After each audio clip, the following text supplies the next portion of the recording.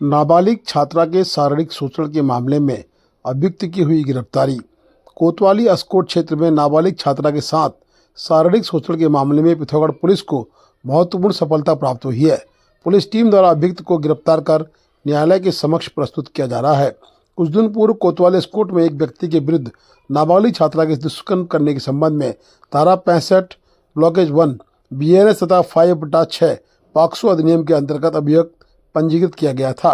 मामले की गंभीरता को देखते हुए थाना अध्यक्ष अस्कोट श्री सुरेश कंबोज के नेतृत्व में पुलिस टीम द्वारा गहन जांच एवं विवेचना की जा रही थी। कल देर सायं पुलिस टीम तदबीज देकर अभियुक्त योगेश कुमार पांडे उम्र 37 वर्ष निवासी पाभे जनपद पिथौरागढ़ को पिथौरागढ़ से गिरफ्तार कर लिया गया है। अभियुक्त को आवश्यक वैधानिक कार्रवाई के उपरांत माननीय न्यायालय के समक्ष प्रस्तुत किया जा रहा है।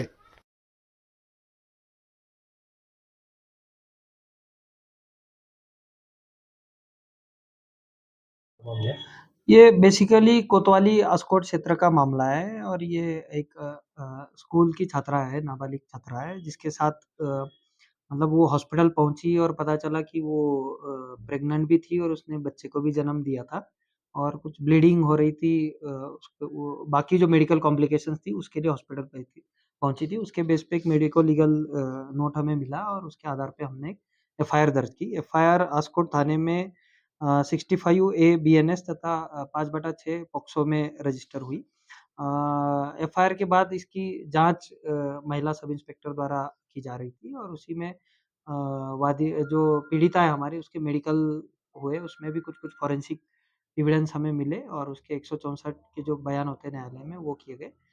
कल लगभग बयान होने के पश्चात हमने जो अभियुक्त था, जो पीड़िता के कहने के अनुसार उसका टीचर ही था और उसकी हमने गिरफ्तारी करके उनको आज न्यायालय में पेश किया जा रहा है। क्या और भी लोगों की इसमें संलिप्तता?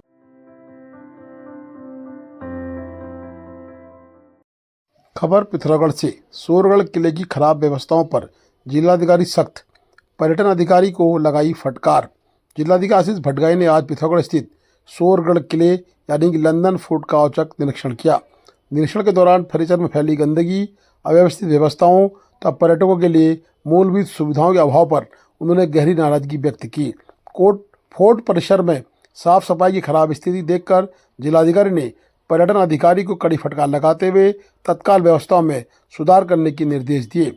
जिलाधिकारी ने स्पष्ट कहा कि जनपद के प्रमुख पर्यटन स्थलों पर इस प्रकार की लापरवाही किसी भी स्थिति में स्वीकार नहीं की जाएगी। उन्होंने परिसर में व्यापक सफाई अभियान चलाने, कूड़ा निस्तारण के लिए पर्याप्त संख्या में डस्टबिन स्थापित करने, आवश्यक स्थानों पर दिशा सूचक एवं सूचना संबंधी साइन बोर्ड लगाने तथा पर्यटकों के लिए पेयजल की समुचित व्यवस्था सुनिश्चित करने के निर्देश दिए। निरीक्षण के दौरान जिलाधिकारी ने कहा कि पर्यटन स्थलों की स्वच्छता, सौंदर्यीकरण एवं सुव्यवस्थित रखरखाव से ही जनपद की सकारात्मक छवि पर्यटकों के बीच स्थापित होती है। उन्होंने संबंधित अधिकारियों को निर्देशित किया कि सभी व्यवस्थाओं को प्राथमिकता के आधार पर दुरुस्त किया जाए तथा नियमित निगरानी एवं अनुसरण सुनिश्चित किया जाए।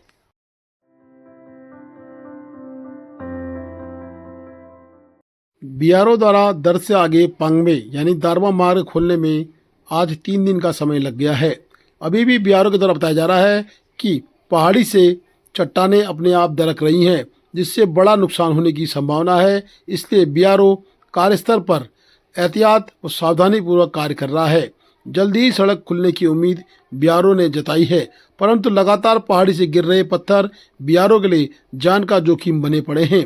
आज भी सड़क खुलना नामुमकिन लग रहा है। बीआरओ लगातार प्रयासरत तो है, परंतु सड़क की चट्टान अपने आप ही दरकती जा रही है, जिससे कार्य करना बड़ा मुश्किल पड़ रहा है। 3 दिन से दारमा क्षेत्र में सैकड़ों यात्री फंसे पड़े हैं।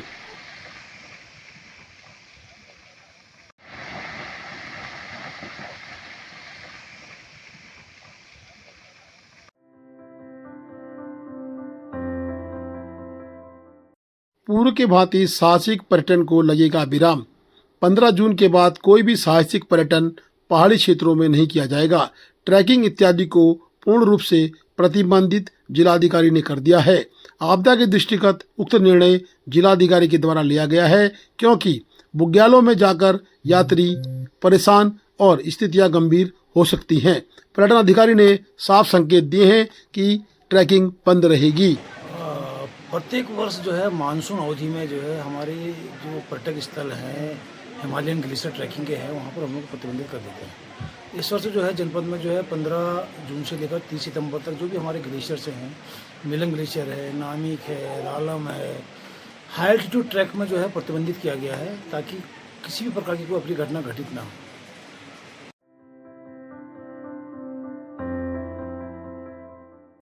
खुमती में लगातार आरोप प्रत्यारोपों का दौर जारी है।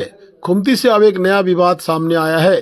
प्राथमिक विद्यालय बिना किसी आदेश के या फिर गांव की सहमति के ध्वस्त कर दिया गया है।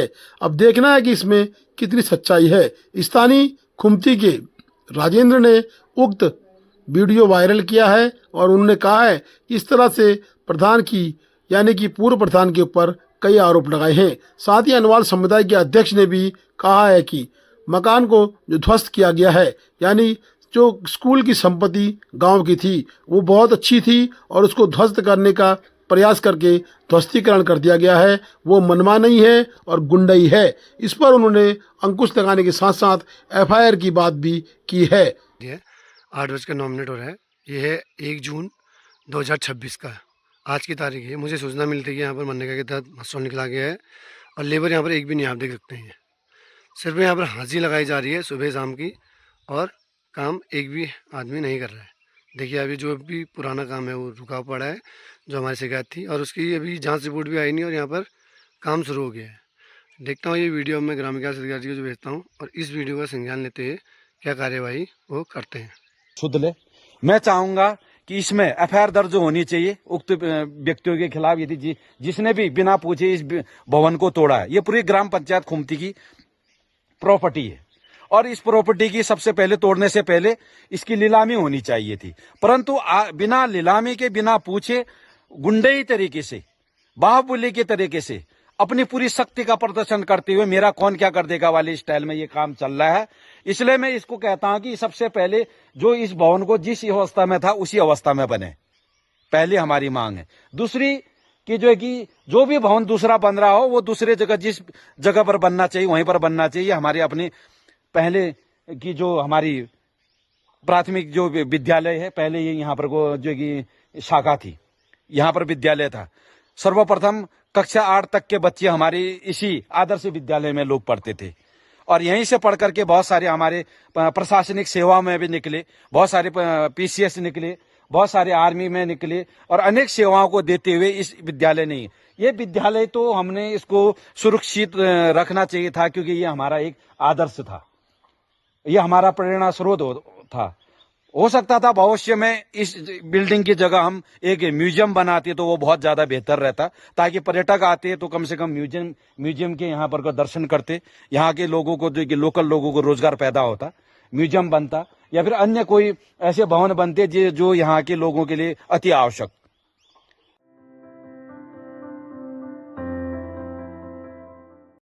धारचूला पर्यटन मानचित्र में अपना स्थान बनाने में सफल रहा। धारचूला का स्थान आदि कैलाश यानी ब्यास घाटी से ओम पर्वत और आदि कैलाश में जो श्रद्धालु हजारों की संख्या में आ रहे हैं, उत्साह से लगातार उत्साह बढ़ रहा है। आप बता दें 39 दिनों में टूटा पूर्व का रिकॉर्ड। आदि कैलाश ओम पर्वत यात्रा को लेकर देश भर में जबरदस्त उत्साह है।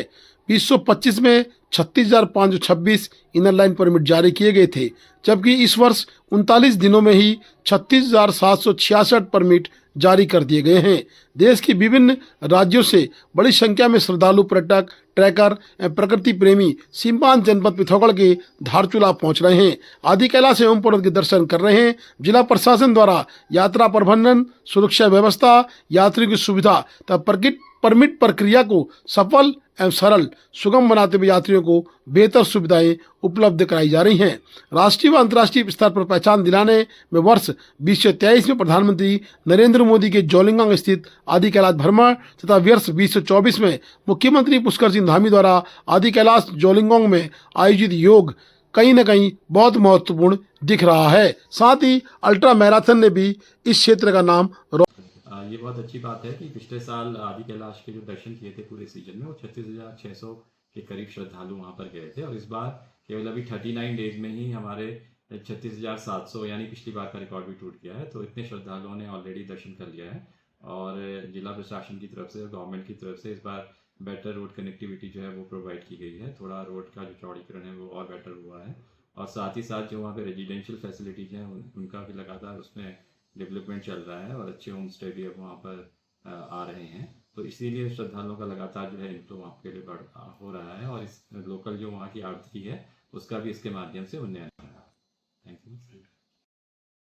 Please do like, share and subscribe DCL News.